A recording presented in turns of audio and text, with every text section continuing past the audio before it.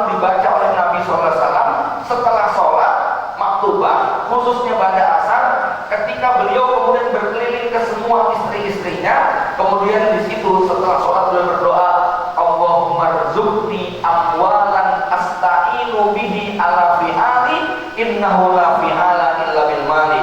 Ya Allah, berikan aku rezeki berupa harta yang banyak untuk aku jadikan agar aku bisa berkarya, agar aku bisa berbuat banyak kepada manusia, untuk istri-istriku, ngasih nafkah anak dan istriku. Innahu la fi'ala illa bil mal, karena enggak ada karya tanpa harta. Ya, coba yayasan, guru, kiai, rapat yayasan itu Pak, dari pagi subuh sampai malam sampai subuh lagi, intinya ya, kan gitu loh. Ya, mau muter kemana-mana itu ujung-ujungnya lagunya sekonti, ya. Nah ini, ya. Maka tepat sekali doa tadi. Innahu la fi'ala illa bil mali. Sesungguhnya nggak ada karya tanpa modal. Kalau nggak punya modal, susah untuk berkarya. Ini ya. Maka jamaah yang dirahmati Allah Subhanahu Wa Taala, ya, termasuk nih sentral kehidupan kita kan masjid, ya. Sentral kehidupan kita ini masjid. Masjid itu pusat peradaban. Masjid itu pusat pendidikan. Masjid ini pusat tarbiyah. Masjid ini pusat taklim. Rasulullah SAW menjadikan masjid sebagai sentral markas untuk semua bentuk kegiatan politik, ekonomi, sosial, rumah tangga, muamalah, itu semua adanya di masjid. Nah, ketika berbicara tentang masjid yang baik, Allah mengatakan apa? Innama ya'muru masajidallah man amana billahi wal yawmil akhir wa aqamas shalah wa ataz zakah wa lam yakhsha illallah. Pasti mukmin, beriman kepada akhir, tapi ada 3 sifat yang harus dimiliki oleh takmir masjid. Di situ ada kata-kata apa? Innama, yang boleh jadi takmir masjid itu hanya satu, aqamus shalah. Dia mampu menegakkan sholat, bukan menjalankan, menegakkan.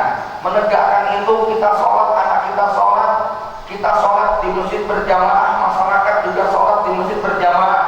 Ya, kita sholat masjid makmur jamaah penuh. Nah, untuk bisa jamaah penuh itu masya Allah Pak, ya, banyak modal yang harus kita keluarkan. Saya setuju ya, ada masjid-masjid yang memang masya Allah kreativitas mereka untuk mengajak jamaah mau ke masjid luar biasa. Saya teringat hadis yang berbunyi, qal rajulun qalbuhu mu'allaqatun fil masajid. 7 yang akan mendapatkan naungan Allah itu apa? Seseorang yang hatinya tergantung dengan masjid. Ternyata manusia itu gantungan ke masjidnya beda-beda. Ada yang mu'allaqatun karena ada wifi-nya, ya. Ada yang mu'allaqatun karena karpetnya empuk. Ada yang mu'allaqatun karena apa? Ada kopinya, ada sarapan paginya, ada pasar bahagia gratisnya, ada kajian-kajian yang bagus, ada vouchernya, ya. Itu yang bikin datang ke sini apa nih Pak? Kan bukan soal pasarnya tuh, ya. Bukan. Ada kajiannya, ada vouchernya, ada makan malamnya, kan gitu. Ini yang bikin orang jadi mau datang gitu loh, ya. Nah, ini kerjaan takmir itu berat. Aqamas shalah, sholat bisa tegak. Yang kedua ini yang lebih berat lagi, wa ataz zakah. Takmir masjid itu idealnya punya free cash 100 juta nggak kurang-kurang selama setahun, karena itu disebut zakat, ya. Takmir masjid kok mustahil. Takmir masjid itu apa zakat ngasih loh, ya. Takmirnya mustahil. Ini takmir kita rata-rata muzaknya atau mustahil? Mustahil. Ya Allah, ya.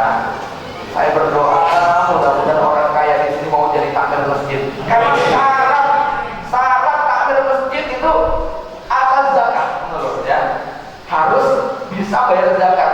Nah, padahal kewajiban bayar zakat besoknya 20 gram emas, 20 dinar, atau 85 gram emas, atau 100 juta rupiah kalau pakai kurs sekarang ya Pak, ya. Itu kan duitnya 100 juta nggak boleh kurang selama setahun, ada terus, ya. Kapan duit 100 juta sempat mandek di kita? Kapan ya?